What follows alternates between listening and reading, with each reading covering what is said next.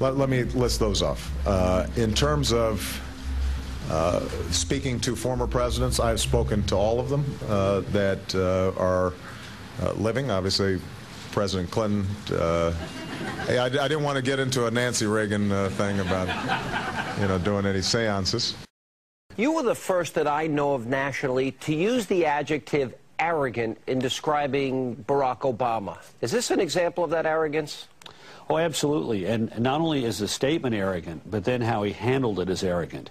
He made the statement, then he tried to soften the statement before, thinking that somehow or another he could cover up and say, well, that's not exactly what I said.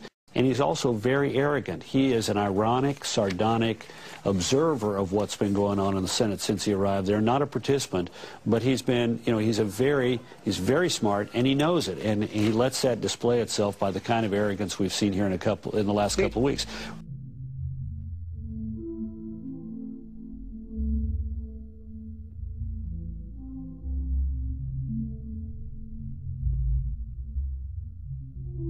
As president, I will end misguided defense policies. I'm the only major candidate who opposed this war from the beginning.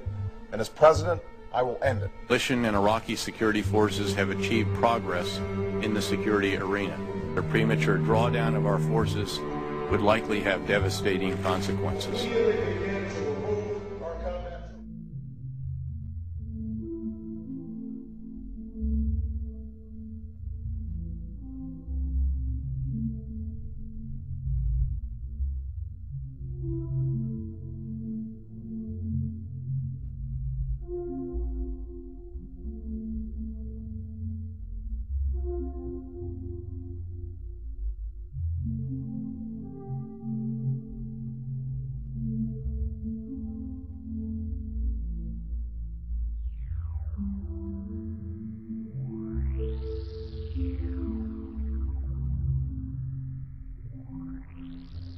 Which passages of Scripture should guide our public policy? Should we go with Leviticus, which suggests slavery is okay?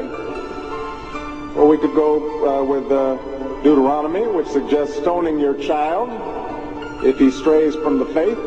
Or should we just stick to the Sermon on the Mount, a passage that is so radical that it's doubtful that our own Defense Department would survive its application? Folks haven't been reading the Bible.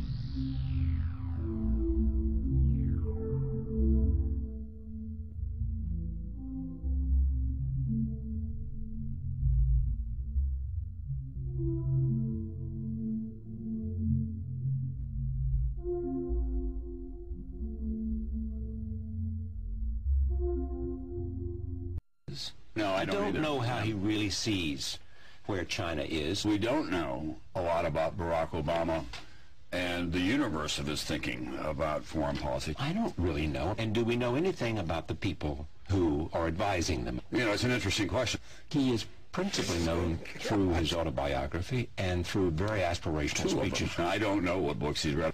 What do we know about the heroes of Barack Obama? There's a lot about him we don't know.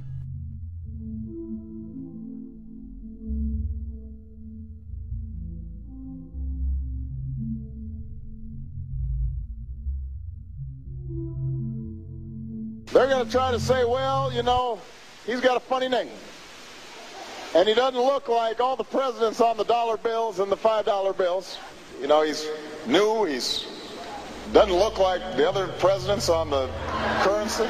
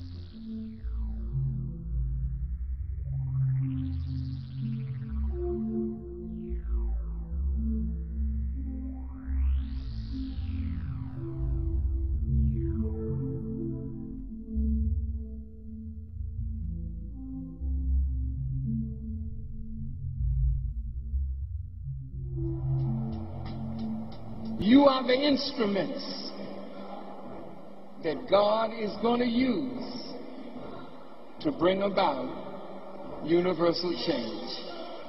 And that is why Barack has captured the youth. And he has involved young people in a political process that they didn't care anything about. That's a sign. When the Messiah speaks, the youth will hear. And the Messiah is absolutely speaking.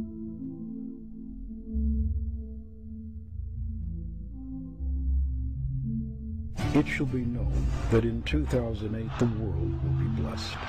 They will call him the One. A nation healed, a world repaired. We are the ones we've been waiting for. And he has anointed himself, ready to carry the burden of the one. To quote Barack, I have become a symbol of America, returning to our best traditions. He can do no wrong. Do you have any doubts? Never. Can you see the light? A light will shine down from somewhere. It will light upon you. You will experience an epiphany. And you will say to yourself, I have to vote for Barack. And the world shall receive his blessings. This was the moment when the rise of the ocean began to slow and our planet began